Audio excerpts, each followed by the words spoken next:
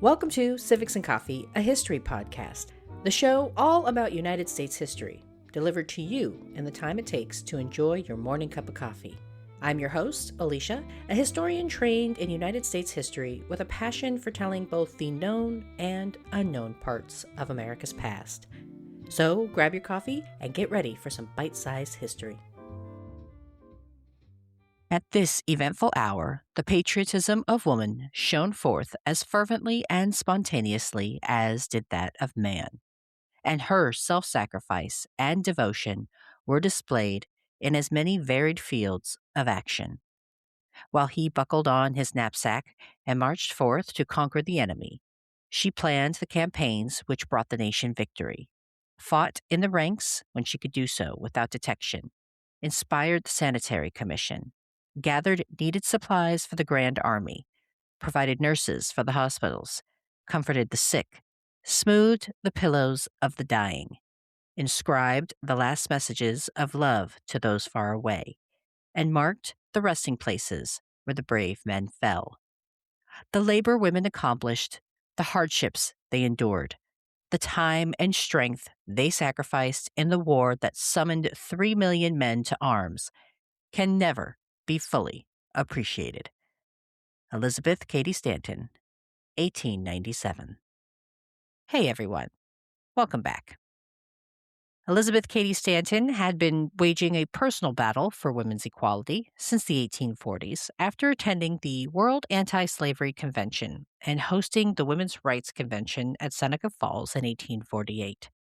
But when Abraham Lincoln was elected president in 1860, and Southern states announced their intention to secede from the Union, the nation could do little more than sit and wait. As the nation focused on war, Elizabeth Cady Stanton and Susan B. Anthony remained committed to their activism as new opportunities and new frustrations emerged. This week, I'm wrapping up my coverage of Elizabeth Cady Stanton. How did she and Susan work together during the Civil War? What happened in Reconstruction that caused Elizabeth to have such racial animosity? And what prompted her to create the Woman's Bible? Grab your cup of coffee, peeps. Let's do this. When I left you last week, Elizabeth had the embarrassing experience of canceling one of the most important speaking engagements to date of her career due to a difficult pregnancy. Unwilling to risk the damage it might do to the cause, Elizabeth told a white lie to save face, explaining to her cousin that the humiliation would be too much to bear. She rebounded in 1860, however, giving a speech at the National Women's Rights Convention on a topic that had already caused some consternation: divorce reform. It was a speech that divided those in attendance, with at least one critic claiming that the topic did not belong on a woman's platform, since the subject of divorce was one that involved both man and woman. As before, Elizabeth remained steadfast in her convictions, and while the state legislature did not take any action on the women's proposal, the topic of divorce remained an issue of importance for Elizabeth for the remainder of her life. 1860 also marked a presidential election year, and her husband Henry, still a leading member of the Republican Party, campaigned for the nominee, centrist newcomer Abraham Lincoln.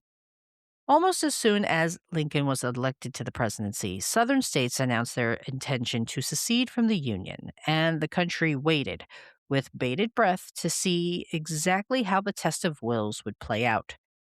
When the first 10-inch mortar round hit Fort Sumter on April 12, 1861, they had their answer. The United States was at war with itself. In the midst of the noise, the president still had a country to run, and Henry Stanton was named the deputy collector for the Port of New York. After he settled in, Elizabeth packed up the family in Seneca Falls and joined him, eventually establishing a new family home on the edge of Manhattan. Not exactly ready to give up activism, Elizabeth and Susan worked together to figure out their next move. And on May 14th, 1863, they invited women to New York City to attend the first meeting of their Women's National Loyal League. 1,000 women showed up, coming from as far west as California to be part of the event, which marked the first women's rights organization established by Susan and Elizabeth. Susan served as the chair, and fellow activist Lucy Stone presided. And for her part, Elizabeth used the power of her voice to call on the president, who had just issued the Emancipation Proclamation, to go further, writing, quote, "We now ask you to finish the work by declaring that nowhere under our national flag shall motherhood of any race plead in vain for justice and protection," end quote. Of course, sticking to her roots, Elizabeth made sure to emphasize in her remarks Black women stuck in bondage. The goal of their organization was to push Congress to extend emancipation by sending 1 million petitions. Elizabeth made the endeavor a family affair. As petitions came in, she recruited her sons to help sort and bundle them by state. Creating a political organization of women that was intentionally focused and geared towards engaging in political debate made Elizabeth proud, and she remained unapologetic about her commitment to abolition or the idea that she should be involved in contemporary issues just because she was a woman. Lee's surrender at Appomattox not only ended the bloodiest and deadliest American conflict, it also presented a new opportunity. With the end of the Civil War and the passage of the 13th Amendment, millions of newly freed Black Americans now faced a new reality, and the country faced new questions. Could the United States, a nation that had just spent 4 years at war with itself, come together and build a truly multiracial democracy? And could that democracy include members of the quote-unquote fairer sex? Elizabeth Cady Stanton and Susan B. Anthony believed it could, and became early proponents of universal suffrage. Together, they pushed for dual recognition of both women and African Americans' right to the franchise. And while there were some who had initially indicated support in concept, when it came time to throw their political power behind advancing the cause, Elizabeth and Susan found they were without allies, after all. Famed abolitionist Wendell Phillips believed that pushing for Black and female suffrage was going to be too politically difficult to secure victory, and expressed concerns that doing so could jeopardize the abolitionist movement in its entirety. Trying to pacify Elizabeth, he explained that woman's time would come with his full support, eventually, but that for the moment, it was time to focus on the freed men. Likely feeling frustrated, if not sensing a bit of condescension, Elizabeth fired off a letter in response, writing partially, quote, "Do you believe the African race is composed entirely of males?" End quote. Elizabeth was worried that if activists did not band together and unify in their quest for universal suffrage and ensure that everyone received the same rights at the same time, it would become that much harder to gain support for the women's cause. As it turns out, she was not wrong. As Congress worked on the language of what eventually became the 14th Amendment, Elizabeth and others zeroed in on the inclusion of the word male in Section 2. Presumably included to prevent former Confederates from denying freedmen the franchise while benefiting from increased representation in the House. There was no mistaking that this was also a deliberate choice. As explained by historian Ellen Carroll Dubois, quote, "The time was long gone when person or citizen could be assumed to mean only men. Women's rights activists' steady press for women's political empowerment had made sure of that. Keeping women's suffrage at bay now required making their exclusion from the franchise explicit. And so most drafts of the amendment specified male voters as the basis of representation," end quote.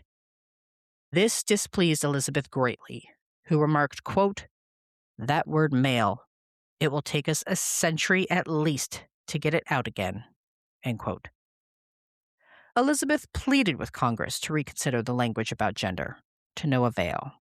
Her frustrations likely reaching a fever pitch, Elizabeth's rhetoric took a darker, much more racist tone. Despite her years of training in the abolitionist movement and her dedication to the cause for nearly 2 decades, Elizabeth got into the bad habit of using racist language in making her case for women's equality.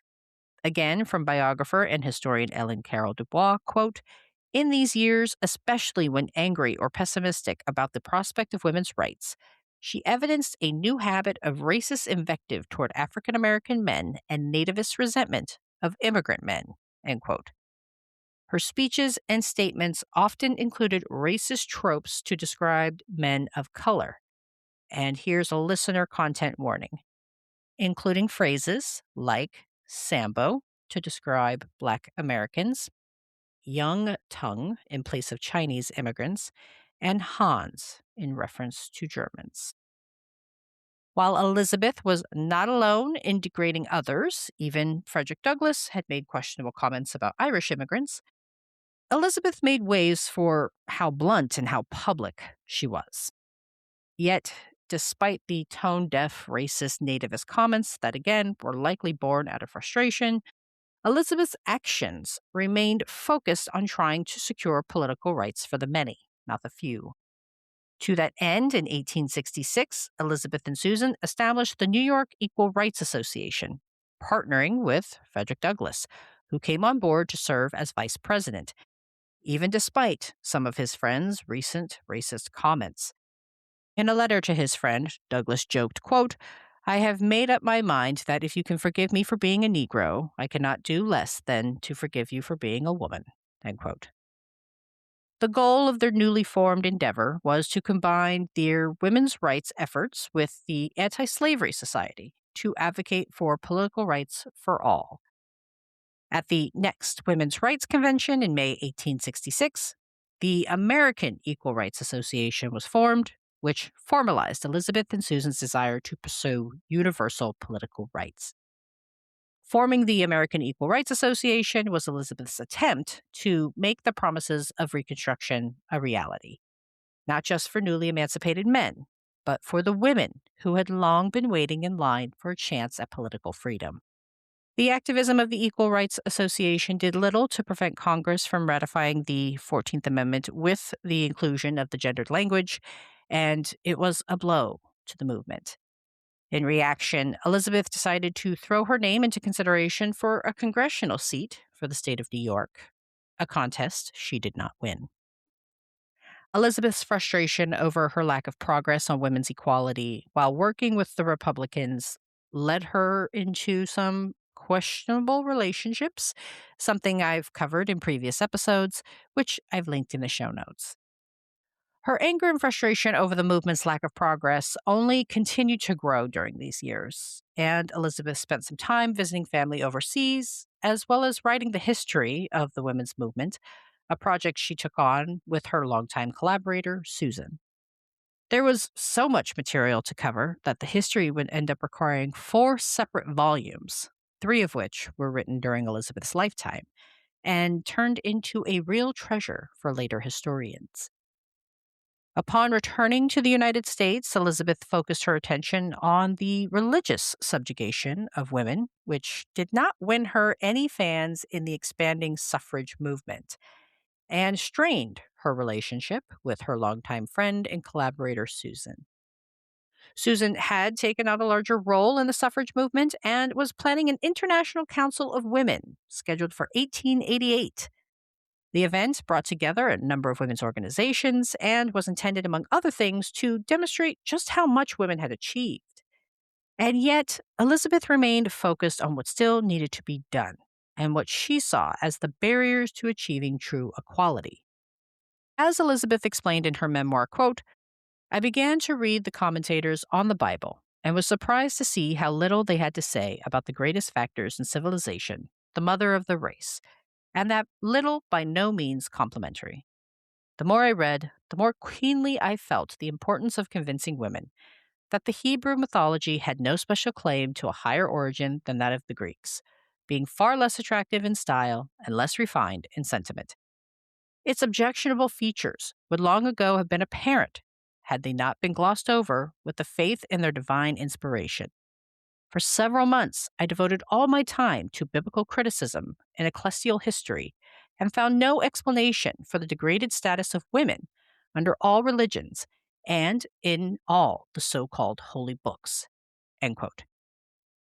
She put her findings together in the Woman's Bible, advocating for women to recognize the detrimental impact religion played in their quest for equality. However, the suffrage movement was taking a more conservative turn, and Elizabeth's messaging was not entirely well received.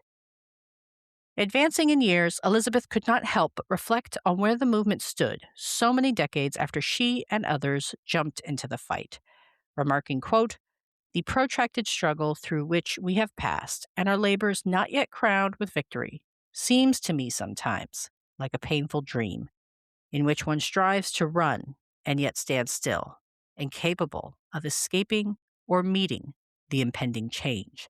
End quote. Elizabeth Cady Stanton died on October 26, 1902, at the age of 86, 17 years before Congress would pass the 19th Amendment and 18 years before it was ratified to become part of the United States Constitution. She spent 6 decades pushing her countrymen, pleading with them to recognize women as equal political citizens worthy of engaging in debate and making decisions about the future of the country. While Elizabeth did live to see the franchise extended to women in a handful of states, she did not live long enough to see her main goal, full federal recognition, come to pass. Elizabeth Cady Stanton spent her life pushing for the expansion of women's political rights and was not afraid to buck convention to do so. She was not a perfect activist, and she did not operate in a silo. She was one of many women who petitioned and demanded the men in power extend a helping hand to their cause. She benefited from proximity to power in a way that many other women did not, and she often fell back on racist tropes that took away from her otherwise powerful messages and commendable actions. Yet, much of what she advocated for and spoke in favor of can resonate today, including this final quote that I'll leave you with. "A limited suffrage creates a privileged class and is based on the false idea that government is the natural arbiter of its citizens, while in fact it is the creature of their will."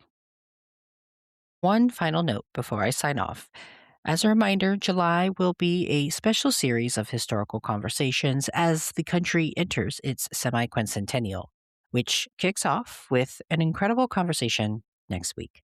So be sure to tune in. Thanks, peeps. I'll see you next time. Thanks for sitting down with me as I explored this chapter of American history.